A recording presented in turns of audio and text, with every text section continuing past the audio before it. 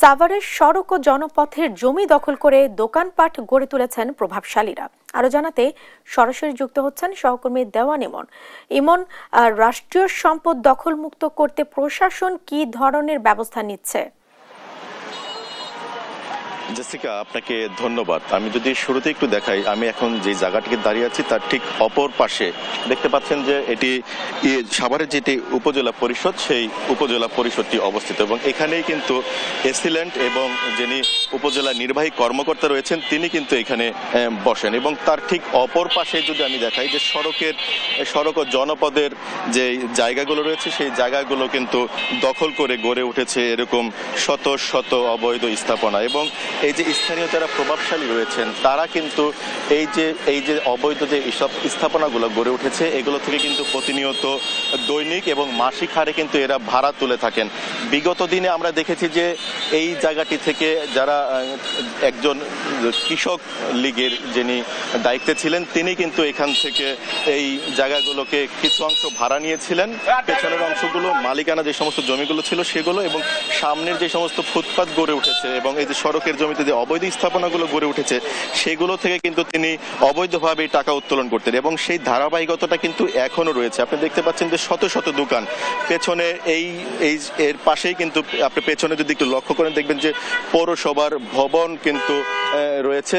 এখানে পৌর কর্তৃপক্ষ অর্থাৎ এখন যিনি ইওনো রয়েছেন তিনি কিন্তু এই দায়িত্বটি পালন করছেন এবং উপজেলা এবং পৌরসভা দুইটির মাঝে অর্থাৎ একদম প্রশাসনের নাকের ডোগা এই যে অবৈধ স্থাপনাগুলো এগুলো নিয়ে কিন্তু মানুষ এখন প্রশ্ন তুলছেন। গতকালকে আপনার জানার জন্য বলি ইসিকা যে গতকাল কিন্তু এসিল্যান্ড কিন্তু একটি অভিযান পরিচালনা করেছেন।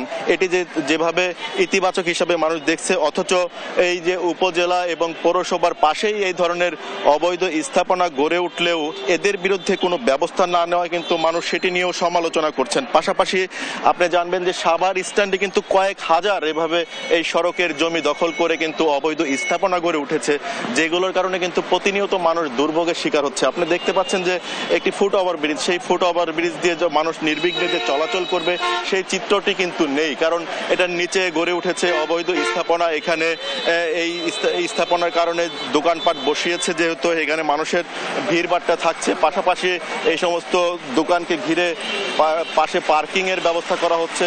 সব মিলিয়ে যে এই যে ব্যবস্থাপনা, এই যে প্রশাসনের নীরবতার কারণে এবং এই যে যারা প্রতিনিয়ত সড়কের জমি ভাড়া দিয়ে এই যে অবৈধভাবে তারা এই যে তাদের যে ব্যক্তি স্বার্থ হাসিল করছে এগুলোর বিরুদ্ধেই কিন্তু মানুষ প্রশ্ন তুলছে। কারণ প্রশাসন যদি এগুলোর বিরুদ্ধে ব্যবস্থা নেয়, আমরা দেখেছি যে এখানে 16 ডিসেম্বর 26শে মার্চ আসলে যখন সাভার জাতীয় স্মৃতিসৌধে ভিভিআইপিরা যখন এদিক দিয়ে গমন করেন তখন কিন্তু এই সড়কটিকে উচ্ছেদের আওতায় আনা হয়, অর্থাৎ এটি খুবই ক্ষণিক সময়ের জন্য। তো এখানকার যারা স্থানীয়রা আছেন যে তাদের যে দুর্ভোগ লাঘবে অতি সত্বর যেন প্রশাসনের বিরুদ্ধে স্থায়ী ব্যবস্থা নেয় এবং এই যে প্রশাসনের নাকের ডোগায় যে সমস্ত অবৈধ স্থাপনাগুলো গড়ে উঠেছে সহজের জমিতে, এগুলো যেন অতি সত্বর তা উচ্ছেদ করা হয়। ইসিকা।